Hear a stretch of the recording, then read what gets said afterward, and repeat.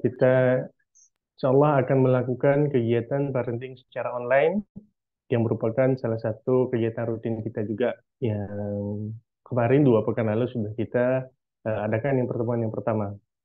Salawat serta salam juga tidak lupa selalu kita curahkan kepada junjungan kita, kepada Nabi kita, kepada manusia terbaik yang telah membawa umat Islam kepada Islam yang terang benderang saat ini, pada Nabi Muhammad SAW.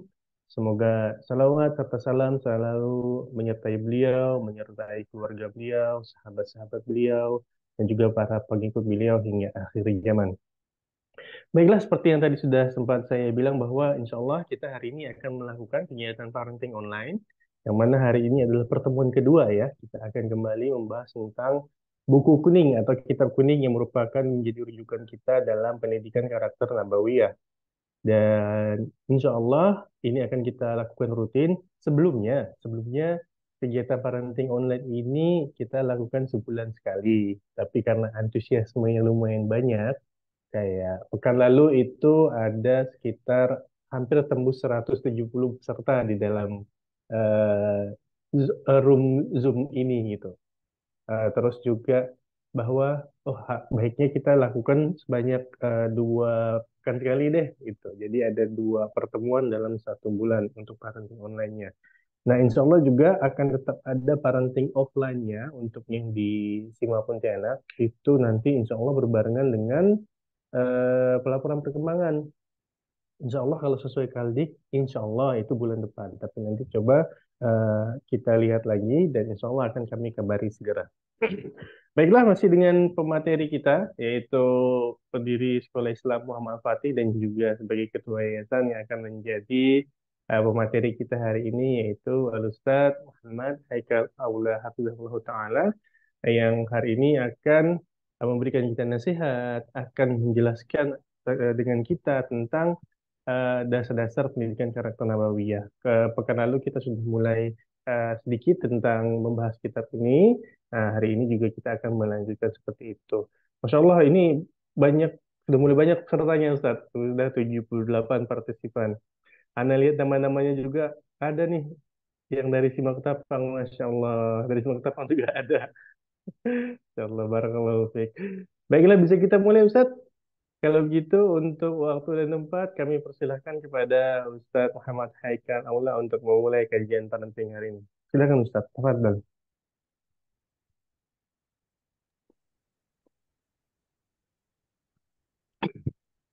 Maaf, kita cek suara dulu ya. Jelas suaranya? Afwan? Jelas Ustadz, aman. Jelas ya? Alhamdulillah. Bismillahirrahmanirrahim. Assalamualaikum warahmatullahi wabarakatuh. Waalaikumsalam warahmatullahi wabarakatuh. Alhamdulillah, alhamdulillahirabbil alamin. Wassalatu wassalamu ala asyrafil anbiya'i wal mursalin wa ala alihi wa sahbihi wa man tabi'ahum bi ihsanin ila yaumiddin. Qala Allah tabaraka wa ta'ala fi kitabihil karim. Kuntum khaira ummatin ukhrijat lin-nasi ta'muruna bil ma'ruf wa tanhauna 'anil munkari wa tu'minuna billah. Kalian adalah umat terbaik yang dikeluarkan atau dilahirkan oleh manusia untuk manusia. Ta'muruna bil ma'ruf, disebabkan kalian adalah orang yang memiliki ciri khas, yaitu mengajak kepada yang ma'ruf, yang baik, dan mencegah daripada yang mungkar. Wa tu'minuna billah, dan kalian adalah orang-orang golongan yang beriman kepada Allah Subhanahu wa taala. Wa qala al-Imam Malik bin Anas rahimahullahu taala, satu di antara ulama kibar, ulama besar kaum muslimin, yaitu Imam Malik bin Anas, semoga Allah merahmati beliau, pernah berkata, lan yasluha akhir hadhil ummati illa bima salaha bihi awwaluha. Tidak akan bagus ya urusan akhir umat ini, ya, kecuali dengan cara, dengan metode yang telah membuat ya baik dan bagus umat yang pertamanya, umat yang sebelumnya, pendahulunya. Ayah dan bunda, keluarga besar Sekolah Islam Muhammad Al-Fatih rahimani wa rahimahullah. Alhamdulillah kita berjumpa kembali di dalam itu pertemuan bersama dalam rangka untuk kegiatan parenting, ya, sekolah untuk orang tua, ya, yang mana kita memiliki program sekolah pendidikan untuk anak-anak, dan kita juga memiliki program sekolah orang tua, artinya sharing dengan orang tua, berbagi, ya mengingat bahwa eh, yang sedang kita objek yang sedang kita urus, yang sedang kita programkan ini adalah investasi besar, investasi, ya, bagaimana kita membentuk, bagaimana kita mendampingi tumbuh kembang anak sampai pada tahap ya, di mana harapan dan tujuan itu sesuai dengan apa yang kita inginkan. Mengingat bahwa masa kecil anak ini itu tidak lama, ya. Ketika sekarang kita mungkin masih merasa repot ketika anak kita masih umur di bawah 5 tahun. Kemudian tiba-tiba dia sudah memiliki teman-teman di TK-nya ketika sudah umur ya 5-6 tahun. Kemudian tiba-tiba dia sudah mulai banyak urusan, ya, ya mulai mulai mulai ingin ya memiliki kegiatan sendiri ketika mereka sudah sekolah SD, dan tiba-tiba ya akhirnya mereka punya teman yang lebih dominan mengisi hari-hari mereka, dan orang itu sudah tidak lagi bisa mendominasi.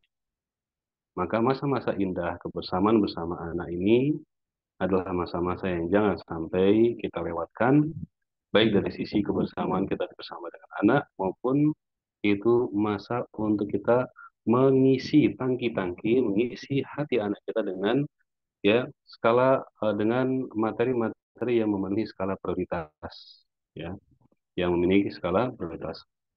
Terus terang bahwa ilmu pengetahuan itu penting, ilmu tentang skill itu juga penting, ilmu tentang agama kita tahu penting, ya, ilmu tentang keterampilan juga penting, soft skill, hard skill dan sebagainya itu penting semua. Ya, kemudian mengenalkan anak dengan seni juga penting, ya. Tetapi ingat bahwa anak kita ini juga tidaklah ya tidaklah makhluk yang siap, belum tentu siap untuk menerima semua materi tersebut. Maka yang ada adalah kita harus memperhatikan mana nih skala prioritas yang akan kita berikan kepada anak kita. Ya, harus ada skala prioritas. Apa yang harus kita dahulukan? Apa yang harus kita perhatikan lebih utama? Apa yang akan menjadi bekal, ya, yang menjadi pondasi bagi anak ketika memang mereka pada umurnya. Atau kita nanti akan jejali anak kita dengan segala macam aktivitas, segala macam kegiatan, segala macam bentuk akademis, ya, dengan harapan bahwa nanti pada umur yang semudah-mudahnya, pada di antara teman-teman yang sejawatnya atau yang seumur dengan dia, yang lain belum bisa berhitung, dia sudah bisa berhitung, yang lain belum bisa ini, maka dia sudah bisa, ya. Atau mungkin ada cita-cita yang seperti itu. Maka pembahasan kita pada kesempatan di pagi hari ini, insya Allah, yaitu tentang metode pendidikan, ya, tentang metode pendidikan bagi orang tua ataupun ayah bunda yang sudah memegang buku ini, ya, bisa dibuka di halaman 34. Nah, ayah bunda sekalian, rahimani wa rahimakumullah, sesungguhnya masalah pembekalan kepada anak-anak kita itu adalah perkara yang penting. Ilmu itu penting, tidak diragukan lagi. Ya, khususnya bagi kaum muslimin yang sudah belajar tentu tahu bahwa ilmu ini ya nggak ada, ya, tidak tawar menawarnya, bahkan ada yang sifatnya fardu ain. Ilmu ini bahkan ada yang sifatnya fardu ain, ya. Al Imam Ahmad bin Hanbal rahimahullah taala menyebutkan, ya, al ilmu la ya'diluhu syai' idza sahat niyatuh. Sesungguhnya ilmu itu, ya, orang yang berilmu atau belajar ilmu itu la ya'diluhu syai', tidak ada yang bisa menandinginya. Tidak ada amal pembanding yang bisa untuk menyaingi, mengalahkan orang yang belajar, ya, tentang ilmu agama. Liman sahad niyatuhu. Tapi ada syaratnya sedikit di sini. Bagi yang niatnya baik. Bagi yang benar niatnya. Jadi, al-ilmu la ya'dilu syai'. Bahwa ilmu itu, ya, tidak ada yang bisa menandingi keutamaannya, tidak ada yang bisa mengalahkan kedudukannya, liman shohat niatul, bagi siapa yang ya benar, ya, yaitu niatnya. Tujuannya apa nih? Oh, tujuannya dalam rangka supaya baik agamanya. Oh, insya Allah ini adalah niat yang baik. Niatnya apa ini? Niatnya saya mau lulus tes misalnya untuk urusan dunia. Nah, ini tentu ada ya permasalahan. Nah, tetapi dalam proses ketika kita berbicara masalah mendidik, ya, mentransfer ilmu kepada anak-anak, ya, kepada anak-anak kita, baik dari seorang guru kepada anaknya ataupun dari seorang atau dari orang tua kepada anaknya, maka tidak cukup hanya dengan ilmu atau materi, tetapi ada yang lebih penting daripada itu metode. Ya, ada yang lebih penting yang diperhatikan itu metode. Dan metode ini ya harus dicari metode apa yang paling bagus, ya, metode apa yang paling pas, metode apa yang paling cocok untuk anak kita. Nah, kita mungkin yang beberapa di antara wali murid ada yang sudah pernah mengenal tentang eh, metode pembelajaran, ya, apakah dengan klasikal atau dengan cara-cara yang berbeda dan sebagainya. Nah, eh, ternyata dalam Islam juga dikenal adanya metode, ya, seperti yang kita sampaikan dalam mukadimah tadi ketika Imam Malik bin Anas rahimahullah mengatakan lan yaslah akhir hadil ummah illa bima salaha bihi awal. Tidak akan bagus akhir umat ini kecuali dengan cara yang telah membuat bagus umat sebelumnya. Dalam arti apa? Dulu umat yang dibimbing, dibina oleh Nabi Muhammad SAW itu bukan umat yang bagus-bagus benar, tidak. Mereka ada peminum khamar, mereka adalah orang yang menghalalkan zina, mereka adalah orang yang mudah dalam membunuh, mereka adalah orang yang ya dekat kepada perilaku badui, kasar. Ya. Mereka adalah orang-orang yang jauh daripada peradaban. Mereka adalah orang-orang yang biasa hidup di gurun pasir, kehidupannya keras, ya. Dan ternyata dengan metode dan cara dakwah Rasulullah SAW, cara mendidik Rasulullah, maka kemudian menjadi baiklah umat ini, menjadi baiklah generasi ini, ya. Nah, Al-Imam Malik kemudian membuat sebuah quotes, membuat sebuah catatan. Kalau seandainya umat yang setelahnya, dan akhir zaman ini, zaman kita sekarang ini, kalau kita ingin baik, ya, umat yang kita sekarang hidup pada zamannya, dan juga umat yang nanti akan datang. Kalau sebuah umat akan atau bercita-cita berkeinginan untuk menjadi umat yang terbaik, maka tidak ada jalan, ya, tidak ada pilihan lain selain yaitu berikhtiar, berjuang, mencoba untuk meniti jalan yang telah menjadikan umat pertama itu menjadi umat yang terbaik, ya. Dan ini adalah menunjukkan bahwa adanya metode pembelajaran, ya, metode pendidikan yang perlu untuk kita contoh, ya, sebagaimana yang diamalkan, yang telah dipraktekkan, ya, oleh Rasulullah alaihi salatu wassalam kepada para sahabat-sahabat beliau. Nah, ayah bunda sekalian rahimani wa rahimakumullah, seperti yang kita sampaikan kemarin, ya, bahwa kalau kita ingin perhatikan bahwa sejatinya pendidikan yang telah diterapkan oleh Nabi SAW itu bukan sekedar menjejalkan pengetahuan, ya. Kita lihat bahwa Nabi alaihi salatu wasallam, siapa yang mempelajari kehidupan Rasulullah, kehidupan para sahabat, mereka tak akan tahu bahwa Nabi alaihi salatu wasallam itu tidak seperti sekolahan di masjidnya, tidak. Jam 7 pagi, jam 8, kemudian ini kita akan belajar fikih, nanti kita akan belajar akidah, nanti kita akan belajar ini, atau hari Senin ada pelajaran ini, Selasa tidak ada seperti itu, ya, tidak ada seperti itu. Jadi metode yang diterapkan oleh Nabi alaihi salatu wasallam bukanlah metode untuk menjejalkan pengetahuan, ya. Tetapi yang diterapkan oleh Nabi alaihi salatu wasallam adalah menumbuhkan karakter yang sudah Allah install, ya, kepada diri anak-anak tersebut, ya, kepada para sahabat-sahabat Nabi SAW. Dan uh, kalau ingin tahu bagaimana hasilnya, kita lihat, ya, betapa hebatnya metode Nabi SAW dalam mendidik para para sahabat-sahabatnya. Ya, seperti ada sahabat Anas bin Malik radhiyallahu anhu menjadi seorang ilmuwan, menjadi sekretaris Nabi SAW, menjadi ahli bahasa Rasulullah SAW. Afwan, Anas bin Malik, kemudian ada juga Zaid bin Thabit menjadi seorang ahli bahasa pada umur masih 14 tahun, 14 tahun. Kemudian ada Usama bin Zaid, ya radhiyallahu anhu. Pada usia 18 tahun dia sudah menjadi panglima perang. 18 tahun sudah menjadi panglima perang, yang mana panglima perang ini beliau ini memimpin pasukan yang di antara anggota pasukan tersebut ada Abu Bakar, ada Umar, ada Utsman. Sahabat yang lebih senior jauh sekali, ya. Sahabat yang jauh lebih lebih senior dibandingkan dengan Usama bin Zaid yang masih baru belasan tahun.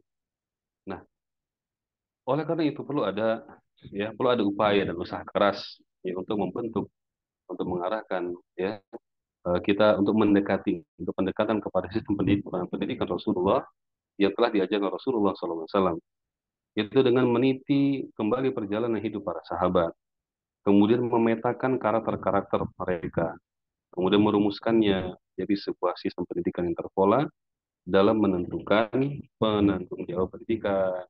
Ya, penting penanggung jawab pendidikan siapa? Kemudian tujuan pendidikan, apa sih tujuan pendidikan kita itu? Ketika kita mendidik anak kita ini tujuannya untuk apa? Kemudian materi pembelajaran, apa materi yang perlu dan layak untuk diberikan kepada anak-anak kita.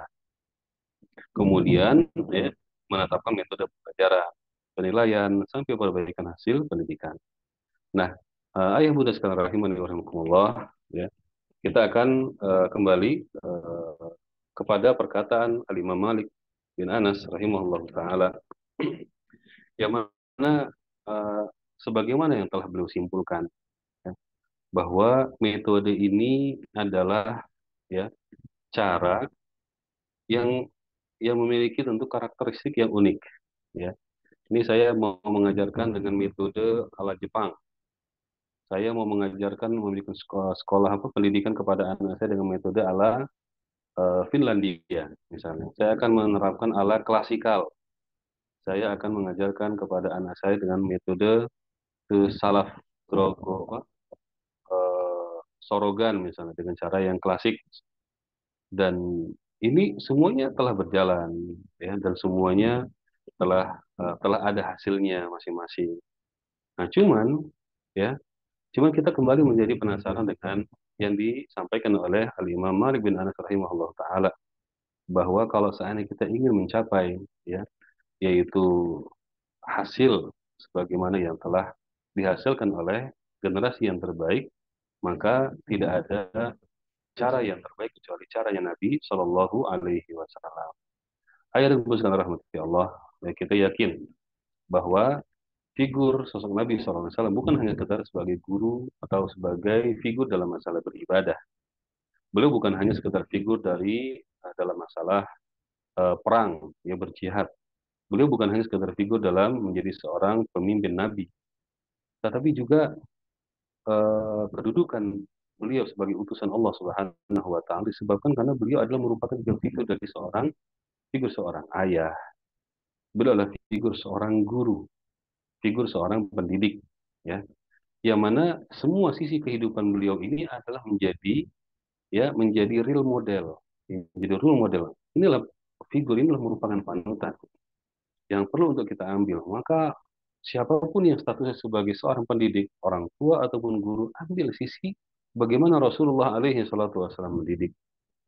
Siapapun di antara kaum muslimin yang dia berurusan dengan muamalah, perdagangan segala macam, maka ambil sisi bagaimana Rasul bermuamalah. Ketika ada orang yang bersinggungan dalam masalah politik kepemimpinan, maka lihat bagaimana cara Rasulullah alaihi salatu wasallam berpolitik. Ya, sebagaimana disebut oleh Imam Ibnu Qayyim rahimahullah taala dari ketika beliau menyebut dalam kitab Zadul Ma'ad bahwa semua ya perjalanan hidup Rasulullah alaihi salatu wasallam dalam muamalah beliau dengan orang Yahudi dan orang musyrikin Quraisy, dengan orang-orang Romawi, dengan orang-orang kafir, maka senantiasa beliau ya tidak pernah ada di sana yang namanya beliau mengingkari perjanjian. Beliau mengkhianati perjanjian, tidak ada. Ya, yang ada adalah dari pihak lawan dahulu yang memang mulai untuk mengingkari perjanjian, baru kemudian Rasulullah memberikan perlawanan. Ya, seperti itu.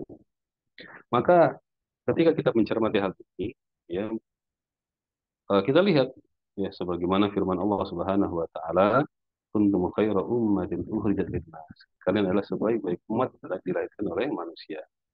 Kemudian sabda Nabi SAW, ya khairun nasi qarni, tsumma alladziina yalunahum, tsumma alladziina yalunahum. Sebaik-baik manusia adalah generasiku, kemudian generasi yang setelahnya, dan kemudian generasi yang setelahnya.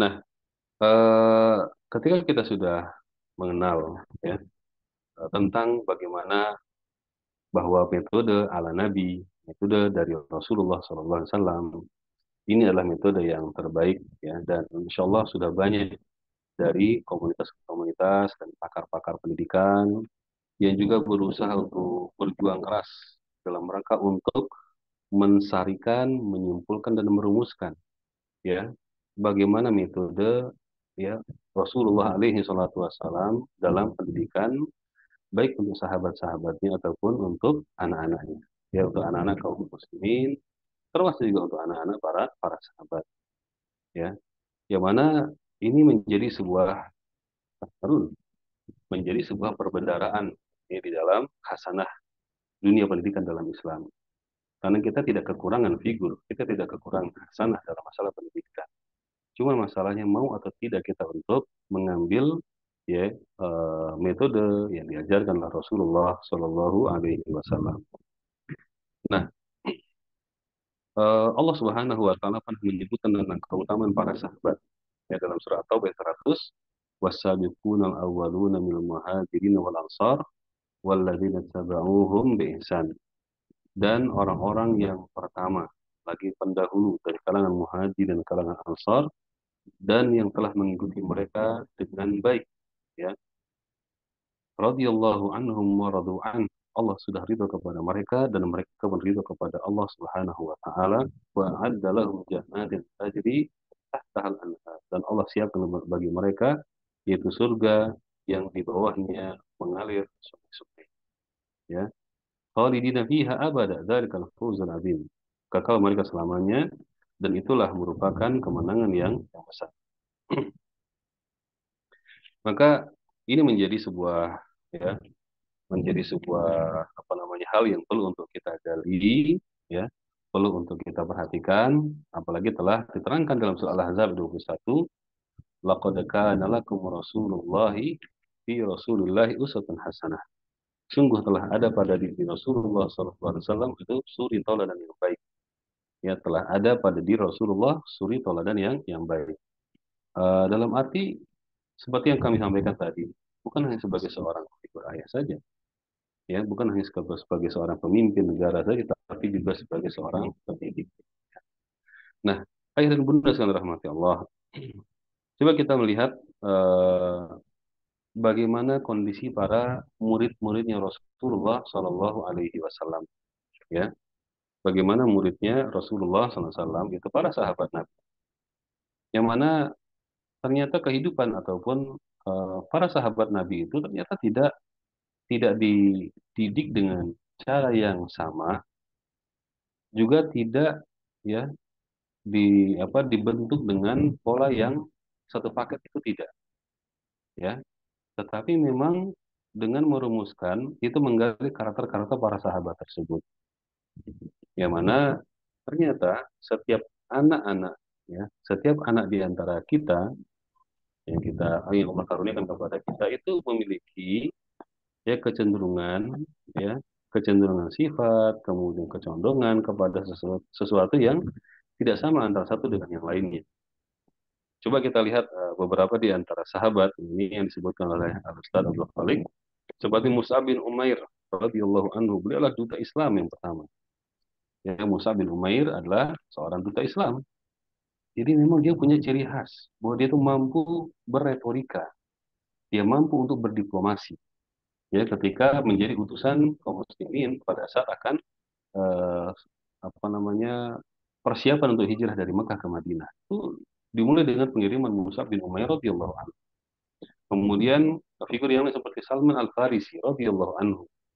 Salman Al-Farisi adalah sahabat yang luar biasa beliau kritis dalam mencari kebenaran. Ingat, kritis dalam mencari kebenaran. Dia datang ke seorang pendeta, bertahun dia tinggal di situ, mengabdi kepada pendeta tersebut. Kemudian saya meninggal Datang lagi pendeta yang kedua, datang lagi pendeta ketiga sampai beberapa kali, akhirnya dia ya bertemu dengan Rasulullah alaihi salatu wassalam. Ya, jadi eh, figur ataupun karakter daripada Salman Al-Farisi adalah seorang yang mencari kebenaran. Kemudian contoh yang lain adalah Abu Dzar Al-Ghifari radhiyallahu anhu. Abu Dzar Al-Ghifari ya, ini merupakan tokoh figur dalam orang yang hidup dalam kesederhanaan. Figur dalam kesederhanaan. Dan ini ada hal yang menarik dari sosok ada kisah Abu Dzar Al-Ghifari yang menarik yang pernah disampaikan oleh beliau kepada Rasulullah SAW. Ketika dia datang kepada Rasulullah, ya Rasulullah, lantas tak nih, ya Rasulullah, tidakkah engkau mengangkatku untuk sebuah posisi, ya, mengangkatku untuk ya mungkin dapat kedudukan apa atau mungkin memberikan aku tugas apa gitu, ya. Allah nih, tidakkah engkau mengangkatku atau memberikan tugas kepadaku sesuatu? Maka kemudian Rasulullah alaihi salatu wasallam memberikan sebuah gambaran, wahai Abu Dar, sesungguhnya ya kedudukan itu adalah amanah. Kemudian akhirnya nanti akan salah, ya. Dan sesungguhnya aku tidak akan memberi kepada orang yang meminta. Ya, kedudukan, jabatan, kepemimpinan itu Rasulullah memberikan sebuah isyarat bahwa tidak diberi kepada orang yang memintanya dan ujungnya di hari kiamat akan merupakan penyesalan. Ya. Kenapa? Karena orang yang dia mendapat amanah disebabkan karena dia diminta, Allah akan membantu dan menolong. Tapi kalau seandainya ada orang yang dalam urusan kepemimpinan, ya, kekuasaan, dia yang meminta, dia mengusahakan, maka beban kekuasaan tersebut akan ditimpakan kepada dia seorang. Dan Allah tidak akan membantu. Contoh yang lain, ya, yaitu Bilal bin Rabah radhiyallahu anhu. Beliau adalah muadzin Rasulullah SAW, ya, dan beliau adalah seorang yang berkulit hitam, seorang yang berkulit hitam, dan tidak disepelekan oleh Nabi alaihi salatu wasallam, tidak disepelekan oleh kaum muslimin, ya. Dan Islam tidak membedakan antara yang kulit putih dengan kulit hitam, ya. Bahkan Rasulullah alaihi salatu wasallam menjadikan beliau sebagai muadzin, ya. Maka sampai sekarang pun kalau sebagian tempat mengatakan bahwa muadzin itu Bilal. Siapa Bilal nih? Siapa Bilal nih? Kenapa? Karena dipilih Bilal ini karena apa? Orangnya adalah, ya, dia adalah orang yang amanah dalam masalah waktu. Dia adalah orang yang memiliki suara yang keras dan merdu. Kemudian tentu dengan kualifikasi. Coba bayangkan, ada berapa ribu sahabat? Berapa yang suaranya merdu? Tentu banyak. Tetapi Nabi memilih Bilal bin Rabah karena beliau memiliki kualifikasi yang khusus. Kemudian Abdullah bin Umar, ya, sahabat Nabi yang lain, putra daripada Umar bin Khattab radhiyallahu anhu. Dia adalah orang yang tekun beribadah, ya, dan orang, ya, disebutkan oleh para ulama, ya, bahwa barang siapa, ya, dan dia memiliki apa ciri khas sangat bersemangat dalam mengikuti sunnah Rasulullah, ya, sangat, dan ini menonjol sekali di antara para sahabat yang lain sangat mencintai sunnah Nabi dan sangat berusaha untuk mengikuti sunnah Nabi. Tapi untuk Abdullah ibnu Umar ini dia agak beda beliau. Bahkan ada di antara para ulama menyebutkan barang siapa yang melihat bagaimana Ibnu Umar itu berusaha untuk meniru, mengikuti, menapak tilasi, ya, yaitu perbuatan, perkataan Rasulullah SAW, itu engkau akan mengira bahwa dia orang gila atau mungkin orangnya ada gangguan kayak seperti itu. Misalnya seperti diceritakan, jadi suatu ketika Abdullah bin Umar berjalan di sebuah jalan, kemudian tiba-tiba jalan doyong, dia miring, miring, miring, nggak ada apa-apa padahal. Tapi tiba-tiba jalan miring ke kanan atau geser ke samping. Tentu orang yang tidak tahu sebab musabab bertanya, oh, ya wahai Ibnu Umar, ngapain kamu kayak gitu, jalan bagus-bagus, lurus tidak ada apa-apa, tiba-tiba menepi dan miring.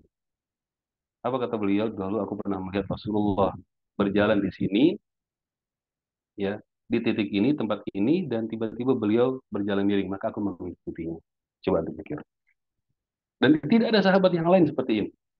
Tidak ada sahabat yang lain yang, ya, sesergap ataupun yang se copy paste dengan Rasul seperti itu. Kemudian ya, Sa'ad bin Abi Waqqas, sahabat yang lain, ya. Sahabat yang mulia, sahabat yang memiliki, ini nggak main-main ya beliau ini, ya. Sa'ad bin Abi Waqqas adalah sahabat yang ahli dalam memanah. Maka kalau seandainya kita dengar cerita dongeng tentang siapa tuh yang jago manah itu, si Robin Robin Hood, ya, seperti itu. Maka dalam khasanah Islam ada Sa'ad bin Abi Waqqas radhiyallahu anhu. Beliau seorang pemanah, ya, para sahabat. Maksudnya dari kalangan para sahabat beliau jago pemanahnya dan tidak pernah meleset dari apa yang beliau target. Dan beliau adalah seorang sahabat yang doanya mustajabah, ya. Bahkan ketika sampai akhir hayatnya, ketika beliau ternyata mengalami matanya tidak bisa melihat, ya, itu kepada sahabat kaum muslimin yang tinggal atau yang dekat dengan beliau sampai nanya, wahai sahabat, wahai Sa'ad bin Abi Waqqas, engkau ini kan doanya mustajabah, kenapa engkau tidak berdoa kepada Allah agar Allah menyembuhkan itu matamu? Maka saat mengatakan, aku merasa lebih ridho untuk menerima apa yang telah Allah tetapkan. Luar biasa bagaimana seorang sahabat yang mulia memiliki, dan ini sangat menonjol sekali saat sebagai seorang yang doanya mustajabah, sebagai seorang yang ahli memanah. Padahal ayah bunda sekalian, kita tentu tahu ya bahwa kaum muslimin di zaman itu senjatanya cuma dua, kalau nggak pedang ya panah, ya kan? Orang Arab pada zaman itu ya di antar ribuan atau puluhan peperangan pasti mereka adalah orang-orang yang jago, orang-orang yang hebat dalam bermain pedang atau dalam ketika mereka menggunakan panah. Tetapi ini yang menonjol, istimewa, sehingga mendapat kedudukan di sisi Nabi Shallallahu Alaihi Wasallam. Dan sahabat yang lain banyak sekali ya, sahabat yang lain banyak sekali. Di sini ada disebutkan, yaitu eh, ada 60 sahabat Nabi Shallallahu Alaihi Wasallam, dan kita tidak sebutkan semuanya, ya, karena tentu kita ingin atau membahas yang lebih rinci pada bab yang lain. Satu lagi, nah ini dia. Ada seorang sahabat namanya ini kurang terkenal ya. Ini sahabat yang kurang terkenal, tapi kita sampaikan, kita ceritakan. Seorang sahabat namanya Salamah bin Al-Aqwa. Salamah bin Al-Aqwa. Saya suka menceritakan kisah ini karena dulu mendapatnya dari Syekh Walid bin Nasir Saifullah, salah satu di antara murid Syekh Al-Bani rahimahullah taala. Ya. Jadi tentang Salamah bin Aqwa, ini adalah seorang sahabat yang beliau ini adalah kalau berlari itu sangat cepat. Ya, berlari sangat cepat. Bahkan kalau beliau ini lagi lari dan di samping itu para sahabat pakai kuda, itu kudanya ketinggalan, ya. Pasukan kuda itu bisa ketinggalan. Padahal yang kudanya bukan kuda poni ya. Kudanya bukan kuda Jawa, bukan. Bukan kuda Sumbawa, tidak. Ini kuda Arab. Kuda Arab. Kalau yang mengerti tentang masalah kuda tahulah bagaimana kualifikasi kuda Arab.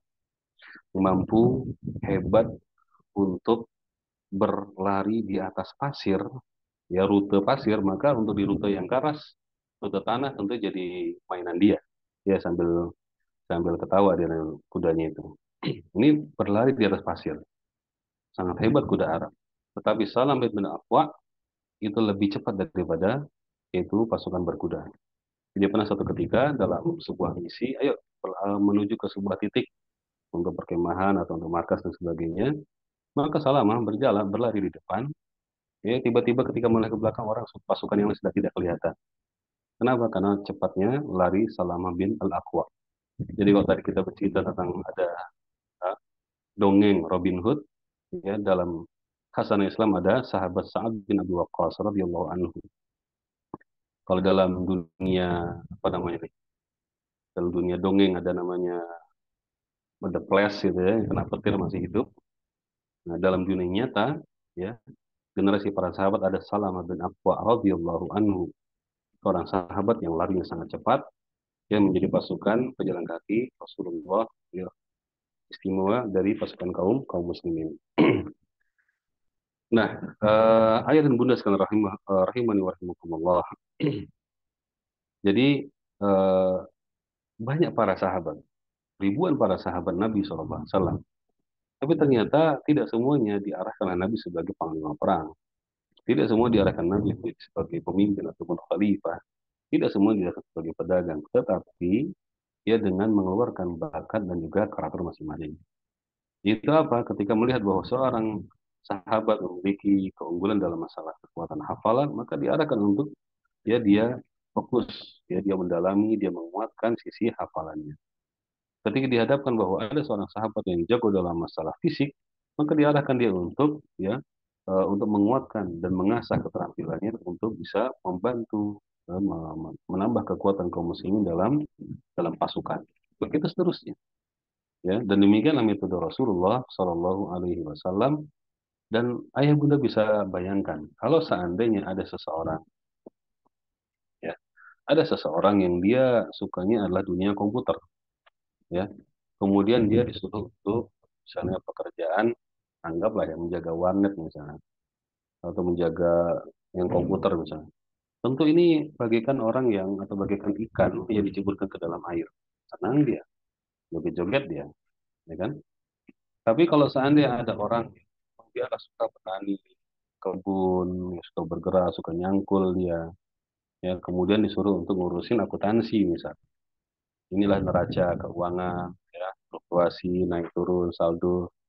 Ya mungkin ya seperti ikan yang disuruh manjat pohon. Dalam arti apa? Stres dia, ya karena tidak, ya walaupun mungkin dia akan berjuang, tapi tentu tidak akan sebaik kalau disuruh, ayo ikan, kamu berenang saja, itu akan lebih senang dia, lebih bahagia di sana. Dan ini diketahui betul oleh Nabi alaihi salatu wassalam. Ya, ini diketahui betul oleh Nabi dan beliau ya mengarahkan kepada sahabatnya untuk ya memiliki kualifikasi, memiliki kinerja sesuai dengan apa yang menjadi kecenderungan mereka masing-masing.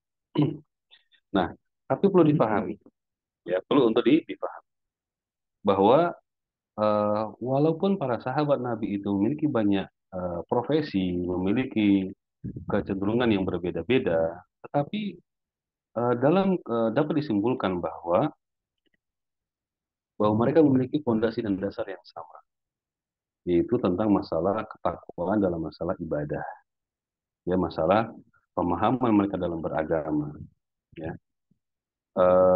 Talq bin Habib rahimahullahu taala beliau berkata, at-taqwa, ya, bahwa dimaksudkan dengan ketakwaan, dan takwa ini adalah standar bagaimana Allah menilai seorang hamba, ya. Jadi Allah tidak melihat tentang wajah kita, tentang penampilan kita, tetapi Allah melihat kepada takwa kita. Allah berfirman, "In akramakum indallahi atqakum." Sesungguhnya yang paling mulia di antara kalian adalah yang paling bertakwa.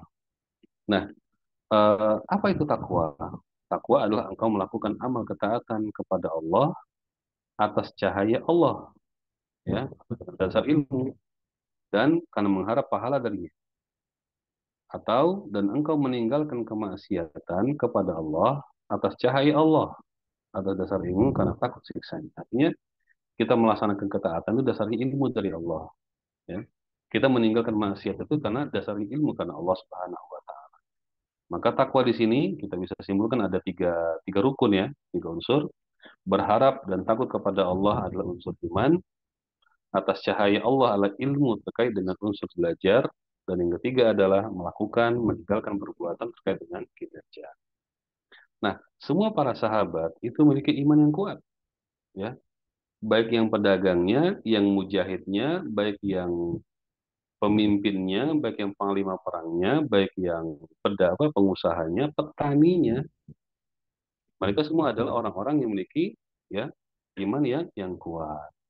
Dan itu rata-rata, ya, yaitu kualifikasi yang rata-rata di antara para sahabat semuanya. Itu mereka adalah orang-orang yang beriman. Kemudian semua para sahabat adalah pembelajar yang tangguh. Semua para sahabat adalah para pembelajar yang tangguh. Cuman gaya belajar mereka itu memang berbagai, berbeda satu dengan yang lain. Ya, gaya belajar mereka berbeda antara satu dengan yang lain. Jadi yang pertama perlu dipahami bahwa para sahabat memang profesi macam-macam, ya. Tetapi keimanan mereka itu sama. keimanan mereka itu kuat, ya, yakinnya kepada Allah, yakinnya kepada Rasulullah, taatnya kepada Allah, taatnya kepada Rasulullah, sama semua di antara mereka, kuat semuanya. Tentu sama-samanya tetap ada yang tetap naik turun ya, ada yang lebih dibandingkan yang lain. Seperti imannya Abu Bakar kata Rasulullah, seandainya imannya Abu Bakar imbang dengan imannya umat ini, ya, imannya Abu Bakar imbang dengan imannya umat ini, maka akan misalnya seperti ini ya. Ini iman Abu Bakar misalnya, ini imannya umat ya manusia semuanya, maka akan berapa timbangan imannya Abu Bakar. Ya tentu hal seperti ini adalah masalah yang luar biasa, di salah satu di antara manaqib keutamaan Abu Bakar radhiyallahu anhu. Cuman secara umum bahwa iman para sahabat iman yang kokoh, iman yang kuat. Nah, para sahabat semuanya adalah para pembelajar. Para sahabat semuanya adalah para pembelajar yang tangguh. Cuma memang gaya belajar mereka berbeda-beda. Gaya belajar mereka berbeda-beda. Ada yang belajar memang hanya dengan melihat. Ada yang belajar dengan betul-betul menjadi bayangan Rasulullah SAW. Menjadi bayangan. Di mana ada Nabi, di situlah ada dia.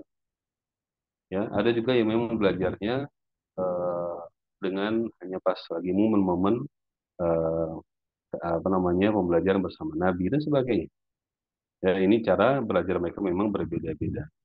Kemudian yang ketiga, semua sahabat memiliki kinerja yang digunakan untuk berperan dalam peradaban. Ya, jadi iman mereka sama, ya secara dasarnya, prinsipnya, cara beragamanya. Kemudian yang kedua, semua para sahabat para pembelajar semangat dalam belajar. Mereka haus dengan ilmu, tapi cara belajar mereka memang berbeda-beda. Ya, cara belajar mereka sesuai dengan yaitu kesempatan dan juga karunia yang Allah berikan secara kepada mereka semua. Nah, yang ketiga masalah profesi, ya profesi ataupun kinerja. Yang mana semua para sahabat memiliki profesi, memiliki kinerja yang digunakan ya dalam mengembangkan peradaban. Tetapi profesi masing-masing para sahabat itu tidak sama satu dengan yang lain. Ini yang penting. Ini yang penting. Makanya ketika kita membahas tentang ada dua tujuan besar daripada penciptaan manusia, dan seyogianya dua tujuan inilah yang menjadi tujuan besar adanya pendidikan, maka kita akan bisa melihat ya bahwa pertama dalam rangka beribadah kepada Allah, ya, dan ibadah kepada Allah dasarnya adalah iman tadi, iman yang kuat. Kemudian yang kedua adalah bahwa setiap di antara kita harus punya ya andil dalam peradaban, andil dalam menebarkan kebaikan, andil dalam itu menyebarkan kebaikan. Khairun nas anfa'uhum linnas. Ya, Rasulullah bersabda, sebaik-baik manusia adalah yang paling bisa memberikan manfaat kepada manusia yang lain. Ya, paling bisa memberikan manfaat kepada manusia yang lain. Maka memberikan manfaat dengan cara apa ini? Oh, bisa dengan cara saya sebagai seorang pejabat, maka dengan jabatan saya ingin ya bersikap adil. Bagus. Kenapa bersikap adil? Karena agama saya memerintahkan saya untuk berbuat adil. Saya adalah seorang pedagang, ya. Maka saya akan berdagang dengan jujur. Kenapa jujur pedagang? Iya, karena agama saya memerintahkan saya untuk jujur. Ya, saya adalah seorang petani. Ya, maka sebagai petani saya akan menerapkan apa? Tawakal. Oh, tawakal iya, karena seorang petani itu profesi yang paling besar tawakal yang kepada Allah. Dia hanya menanam biji, dia hanya menanam bibit. Ya, dia tidak mendampingi proses sehingga dari biji itu menjadi tumbuh menjadi pohon kemudian berbuah. Tidak ada andil para petani. Tetapi dia hanya menanam bibit, kemudian mungkin menyiram, nambah pupuk, udah. Tumbuhnya itu Allah yang menumbuhkan. Ya, Allah yang menumbuhkan tanaman sehingga berbuah dan seterusnya. Ya, orang yang bertawakal. Maka kemudian yang lain, saya seorang pemimpin penguasa. Baik pemimpin atau penguasa, maka saya akan bersikap amanah. Ya, kenapa? Karena agama saya memerintahkan saya untuk. Jadi kalau seandainya semua orang yang memiliki profesi, yang memiliki kinerja, pedagangkah dia, pengusahakah dia, yaitu ulamakah dia, intelekkah dia, dan mereka ini profesi yang didasari dengan keimanan, maka kita akan bisa lihat peradaban yang indah yang akan muncul, ya, menjadi harapan bagi dan keinginan daripada semua orang, ya, sesuai dengan harapan. Dan jangan heran kalau seandainya perkataan Imam Malik ini akan muncul kembali, bahwa kita akan menjadi baik ketika kita mengikuti jejak orang-orang yang terbaik. Maka di sini menjadi sebuah eh, garis, ya, menjadi sebuah perkata betapa bahwa penting bagi kita untuk mengetahui, ya, metode bagaimana Rasulullah alaihi salatu wasalam ketika mendidik para sahabat-sahabatnya dan juga anak-anak para sahabat. Jadi eh, tidak disamaratakan bahwa para sahabat semuanya kalian harus menjadi ahli panah semua, tidak, ya. Kalian harus menjadi pedagang semua, juga tidak, ya. Tetapi semuanya diberikan motivasi, ya. Apa? Ketika Rasulullah alaihi salatu wasallam, contoh ini, contoh ya, ketika beliau memberikan motivasi, ya, bahwa ala innal quwwatar ramyi, bahwa sesungguhnya kekuatan itu ada pada memanah, kekuatan itu ada pada memanah. Maka yang antusias akan menjadi antusias, yang tidak antusias ya biasa-biasa saja. Maka inilah kemudian akan menggebu-gebu orang yang berusaha untuk dia mendapatkan kebaikan dari sisi apa? Jalan ini.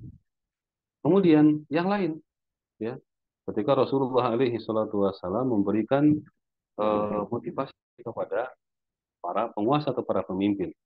Sab'atun yudhilluhumullahu fi dhillihi yawma la dhilla illa dhilluh. Akan ada 7 golongan yang akan mendapatkan naungan, perlindungan dari Allah nanti pada hari kiamat, di saat tidak ada naungan yang lain kecuali naungan dari Allah Subhanahu wa taala. Yang pertama disebut imamun adil, seorang pemimpin penguasa yang adil. Insya Allah. Maka akan muncul orang-orang yang ketika mendengarkan sebuah kabar gembira, mendapat sebuah tawaran, mendapat sebuah apa namanya, seperti sayembara seperti itu, maka ada orang-orang yang dalam hatinya harapan yang membuncah. Dan ada orang-orang yang muncul, wah saya ingin yang seperti ini nih. Ya, dan itu untuk, tapi ada juga yang lain, oh ya biasa-biasa saja lah, ya, biasa-biasa, biasa saja. Kemudian ada lagi sahabat yang lain, ya, misalnya ketika dia mendapatkan, ya, eh, ayat ketika Allah Subhanahu wa taala berfirman, wasairu, eh, dan bersegeralah kalian, ya, untuk mendapatkan surga yang luasnya seluas langit dan bumi. Ya. Maka bersegeralah wabah itu berfirman nanti arduha samawati wal ard. Maka bersegeralah, bersemangatlah kalian untuk mendapatkan surganya Allah yang luasnya seluas langit dan bumi. Seluas langit dan bumi. Ini bagi satu orang mendapat surga yang luas langit dan bumi. Maka sahabat ini sempat nanya sama Rasulullah, ya Rasulullah, benarkah surganya itu seluas langit dan bumi? Iya. Maka orang ini langsung seperti hawa apa namanya, harapannya membuncah ke langit, berharap untuk bisa mendapat kedudukan itu, berharap untuk bisa mendapatkan kedudukan itu. Maka orang-orang akan terpola dengan uh, hal seperti itu. Jadi apa? Banyak motivasi, banyak memberikan kabar gembira, banyak memberikan yaitu hal-hal yang positif, kabar-kabar positif kepada anak didik kita, kepada para peserta didik kita, kepada anak-anak kita. Nah, kalau kita menjadi petani itu, nah itu petani adalah orang-orang yang kuat tawakalnya kepada Allah Subhanahu wa taala. Kuat mereka, harapan mereka, tergantung mereka kepada Allah. Kita punya anak 5 nih. Satu biasa-biasa aja, dua kalem-kalem, yang tiga cuek, ya, yang keempat itu ya biar. Iya, dia tuh orang demikian, demikian dan seterusnya. Maka jangan heran kalau seandainya dia nanti akan muncul pribadi yang bersemangat dalam hal yang tawakal seperti itu. Ada lagi yang lain, ya. Nah, jadi sampaikan kepada semua anak-anak kita. Nah, tahu nggak, orang yang berilmu itu, orang yang berdakwah itu, luar biasa. Imam Ahmad mengatakan, la ya'diluhu syai', tidak ada yang bisa menandinginya. Tidak ada yang bisa menandingi keutamaan orang yang berilmu dan yang mengajarkan ilmu. Gitu ya, Bia. Iya. Luar biasa keutamaan orang yang berilmu, Ya luar biasa keutamaan orang yang belajar dan orang yang berdakwah, mengajarkan kebaikan. Maka jangan heran kalau seandainya akan masuk ke dalam hati menjadi bahasa kita bertitik balik. Dari situ kemudian dia, wah iya ya, saya pingin deh menjadi bagian daripada orang yang mendapat keutamaan seperti itu. Dan jangan heran ayah bunda sekalian, kalau dengan kalimat-kalimat yang kita sampaikan kepada anak kita, kalimat-kalimat pujian, kalimat kuat, mungkin bacaan Al-Quran, bacaan hadis yang berisi motivasi seperti itu, maka terbuka karakter mereka, muncul titik balik mereka, harapan untuk menjadi seorang yang punya andil dalam kebaikan. Ya. Dan itulah yang dilakukan oleh Rasulullah alaihi salatu wasallam di antara metode yang disampaikan kepada para sahabat. Dan kita sering mendapatkan yang seperti itu. Barang siapa yang berpuasa ini, barang siapa yang melakukan ini, barang siapa yang melakukan ini, maka akan mendapat ini dan ini dan ini misalnya. Nabi sering memberikan yaitu motivasi-motivasi seperti itu. Kalimat-kalimat penyemangat, penyemangat, hadis-hadis yang berisi penyemangat kepada para kaum muslimin. Sehingga ya tentu silakan ayah Buddha menilai sendiri, ya, menilai sendiri tentang apa namanya ketika mendapatkan ada hadis, ketika mereka mendapat ayat Al-Quran dan sebagainya, maka ada di antara pesan-pesan tersebut ada yang kita lewati dengan biasa-biasa saja. Tapi ada yang luar biasa. Contohnya, saya pernah melihat acara apa itu? Hafid Cilik kalau tidak salah ya, Hafid Cilik. Pada saat sesi apa tanya jawab itu antara MC dengan anak kecil, kenapa kamu kok mau menghafal Al-Quran? Ya, kenapa kamu kok apa namanya sudah kecil-kecil sudah hafal sekian juz Al-Quran? Apa kata anak kecil? Iya, saya mendengar bahwa barang siapa yang menghafal Al-Quran, maka nanti pada hari kiamat dia akan memasangkan mahkota untuk orang tuanya. Luar biasa, ya. Kalimat ini yang dari mana kalimat ini dia dapat, ya? Dari mana pesan ini dia terima? Bisa jadi dari orang tuanya, ya. Bisa jadi dari guru di sekolahnya, bisa jadi dari apa yang dia baca atau dia dengar dari media atau dari apa yang dia pegang misalnya kan seperti itu. Dan jangan heran kalau seandainya ada anak yang lain yang juga seperti itu. Kamu ngapa kok ingin jadi tentara? Kok ingin jadi polisi misalnya? Saya ingin jadi orang yang kuat katanya.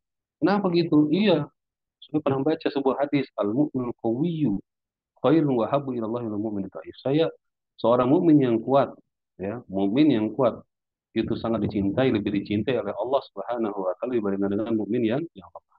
Maka saya ingin menjadi tentara, saya ingin menjadi polisi, saya ingin menjadi kuat, ya, supaya bisa membela agama Allah misalnya. Luar biasa. Jangan heran apabila nanti ada di antara anak kita yang memang termotivasi dengan sebagian di antara pesan-pesan dari Rasulullah Sallallahu Alaihi Wasallam. Ya.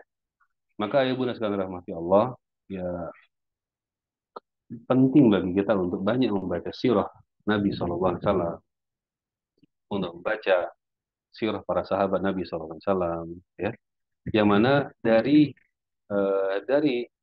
apa yang kita bisa sarikan dari kehidupan Nabi Sallallahu Alaihi Wasallam itu bisa untuk menjadi bahan, ya, untuk kita isikan kepada anak-anak kita ketika akan pada saat kita ngantar anak kita ke sekolah, ya kan, pada saat menjemput anak kita dari sekolah, atau pada saat kita di jalan-jalan piknik liburan, atau pada saat kita akan ya menemani mereka mau tidur malam, kan, dengan sampaikan kuat-kuat dan pesan-pesan yang seperti itu. Apalagi nih, lagi ingat ya. Jadi salah satu di antara hal yang disepakati mayoritas para ulama Islam bahwa mereka bersepakat bahwa kitab Sahih Bukhari adalah merupakan kitab yang paling sahih, yang isinya paling sahih di muka bumi ini setelah Al-Quran Karim. Jadi kitab Sahih Bukhari, hadis Sahih Bukhari merupakan kitab yang isinya semuanya paling sahih di muka bumi ini setelah Al-Quran Karim. Tapi tahu nggak bagaimana sejarah daripada Imam Bukhari menulis kitab tersebut? Jadi gurunya ngomong, ya, gurunya ngomong, ya,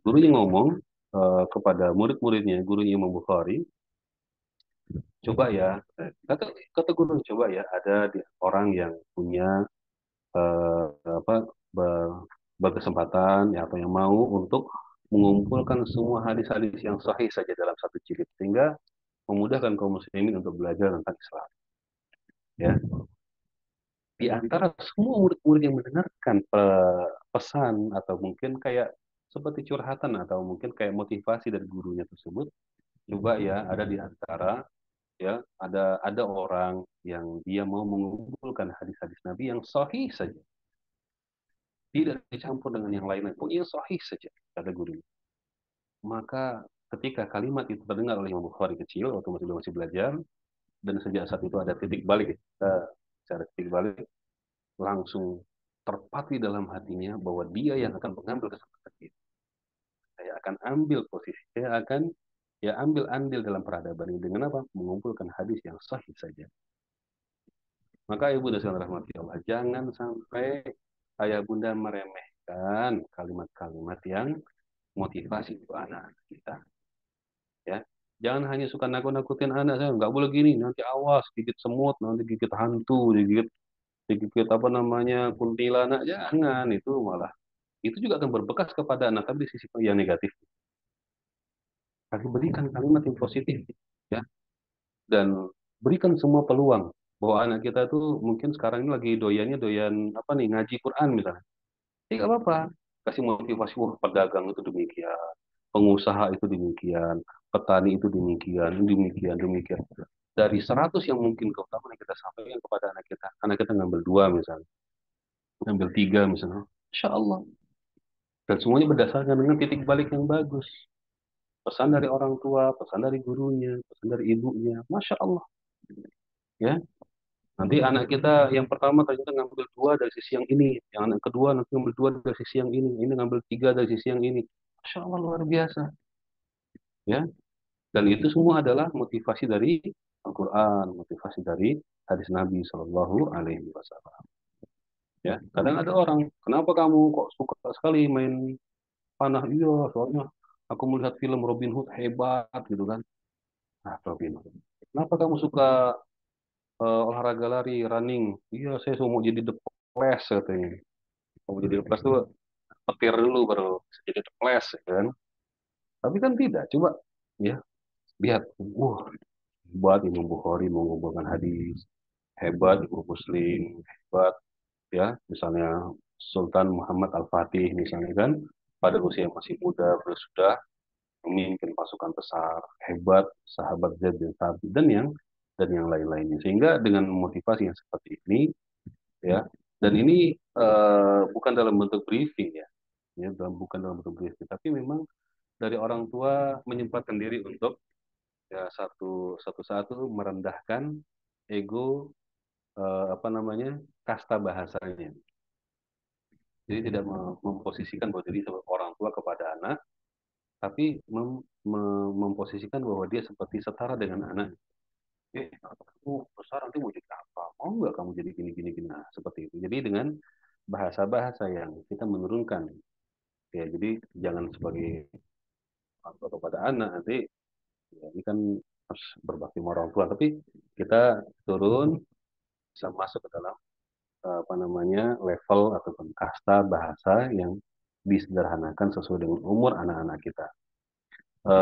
ayat dulu sekarang Allah ini mukaddimah ya atau pengantar dari bagaimana kita ingin ya memulai mengajarkan ya metode pembelajaran untuk anak kita ya dan semuanya punya andil orang tua ya para guru saudara paman kakek nenek ini bisa punya andil dalam hal bisa punya bisa punya peran untuk memberikan yang terbaik untuk anak-anak kita ya memberikan yang terbaik untuk anak kita dan ketahuilah bahwa masa untuk pendidikan anak kita itu sangat ya masa kebersamaan kita dengan anak sangat utama.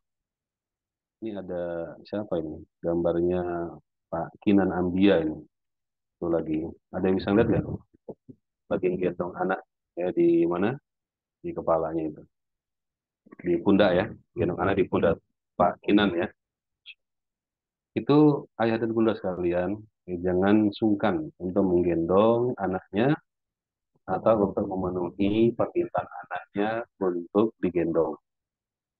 Ya, nggak usah khawatir Bapak. Tidak usah khawatir. Anak kita ini 20 tahun yang akan datang udah nggak mau digendong lagi. Kita minta merengek-rengek sama anak kita nggak mau dia digendong. Insya Allah. Yakin sudah. Ya. Anak kita sekarang yang TK ini, anak kita sekarang TK, ya, anak kita sekarang kelas 1 SD, yang sekarang merengek-rengek minta digendong, yakin sudah 20 tahun lagi dia nggak mau digendong. Ya, 20 tahun lagi nggak mau. Oh, kita yang merengek-rengek nggak mau dia digendong. Bahkan mungkin kita cium pun dia udah, habis cuma nggak mau. Sudah tidak mau untuk dicium. Kalau masih anak kita misalnya kan seperti itu. Jadi manfaatkanlah momen kebersamaan sama anak-anak kita, ya, karena masa itu tidak akan lama, ya, dan itu adalah masa emas kita memenuhi kebutuhan anak kita dengan yaitu cinta orang tua kepada anak-anak. Baik, mungkin ini eh, pengantar pada kesempatan di pagi hari ini, ya, kali ini. Selanjutnya kami kembalikan kepada MC. Silakan, Pak Kenan. Baik, Masya Allah. Syukron, jazakallah khairan, Ustaz Ahmad Haikal Aulia.